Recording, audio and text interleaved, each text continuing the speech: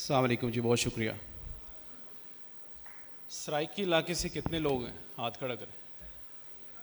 तो मेरे साथ मिल के ज़रा एक नारा लगाएंगे। हाँ, वसेब, सराइकी वसेब। पाकिस्तान, तो थोड़ा सा जान मारो यार, जाग जाओ। पाकिस्तान। आप शुरू करते हैं।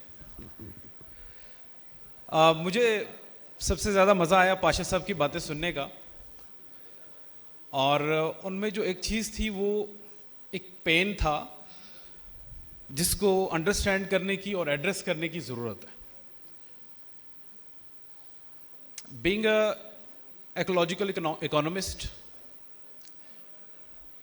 पाकिस्तान में, सिर्फ पाकिस्तान में नहीं, अगर आप 120 साल पीछे चले जाएं, 1900 में दुनिया की जीडीपी का मोर देन 90% एग्रीकल्चर से आता था।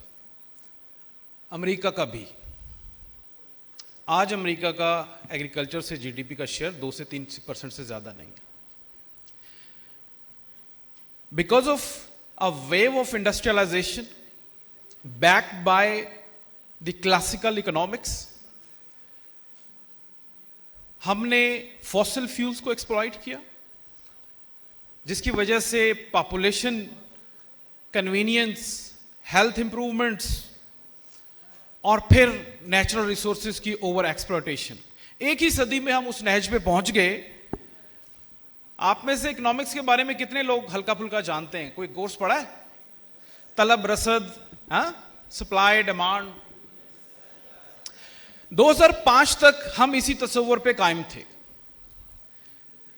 कि जिसमें जो हमारी क्लासिकल, न्यो क्लासिकल केनेजियन इकोनॉमिक्स ये कहती थी कि ग्रोथ करो ताकि आप लोग गुर्बत से निकलो, ताकि आप, हमें ये नहीं पता था कि इस ग्रोथ के चक्कर में हम फितरत के साथ दुश्मनी मोल ले रहे हैं।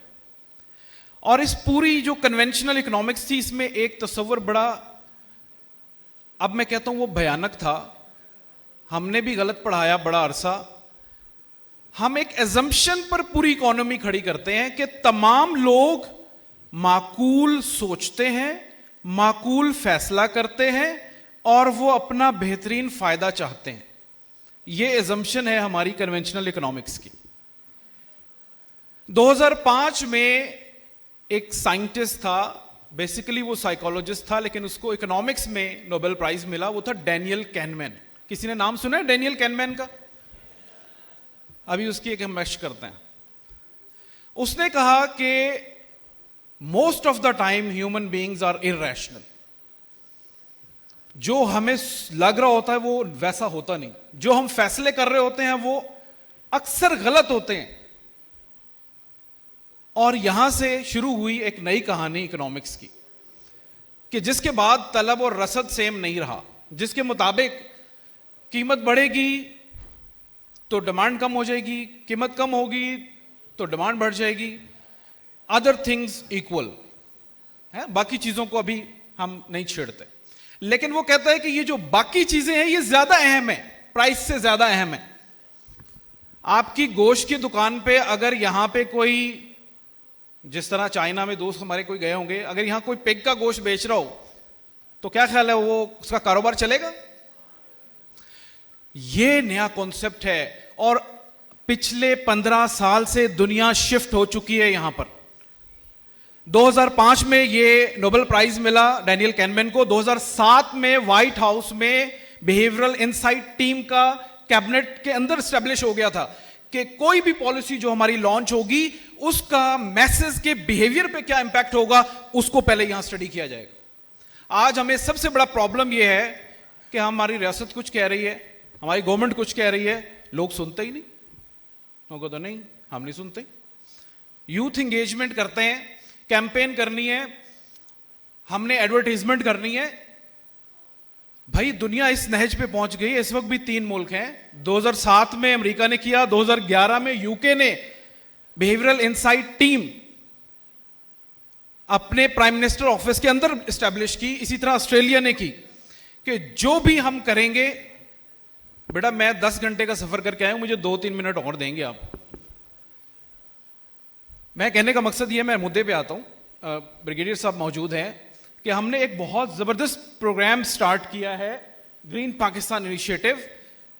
डू वी हैव सर्वेड कि इसके इंटेंडेड और अनइंटेंडेड हमारी आउटकम्स क्या होंगे, इसके जो बिहेवियरल एस्पेक्ट्स हैं जो मैसेज को अफेक्ट करेंगे, उनको भी हमने प्लान करना है।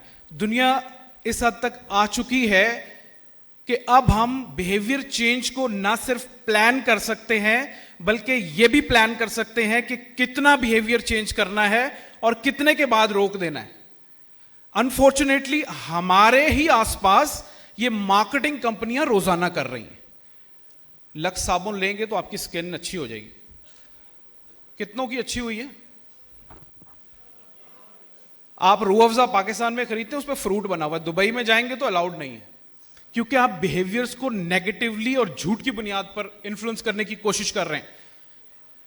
इंडिया में एक बहुत बड़ी कम्युनिटी डेवलप हो चुकी है बिहेवियरल इकोनॉमिक्स के आसपास। अनफॉर्चुनेटली मैं अपने इकोनॉमिस्ट के ग्रुप्स में भी ये बात करता हूं, कोई पाकिस्तानी इस तरफ नहीं सोच रहा कि भाई हमें बिहेवियरल पब्लिक पॉलिसी के ऊपर बात करनी है। मैं आखिर में एक एक्सपेरिमेंट की बात करता हूं जिससे आपको पोटेंशियल का अंदाजा होगा। हमने एक एक्सपेरिमेंट किया वेस्ट के ऊपर। 4 बेकरीज ली हमने और वहां पे जो कैशियर था उसको हमने रिक्वेस्ट की कि जनाब आपने किसी को भी प्लास्टिक बैग देने से पहले जस्ट पूछना है कि आपको चाहिए। 4 बेकरियों पे जब हमने रिजल्ट्स कैलकुलेट किए, एक पे 16%, एक पे 19%, एक पे 21% और एक पे 23% लोगों ने प्लास्टिक बैग लेने से इनकार कर दिया। और अब जरा इसको एक्स्ट्रापोलेट कर लें कि एक रिटेलर रोजाना कितने प्लास्टिक बैग यूज होते होंगे। मैं अंदाजा लगाता हूं 200। 80 लाख रिटेलर है पाकिस्तान के अंदर।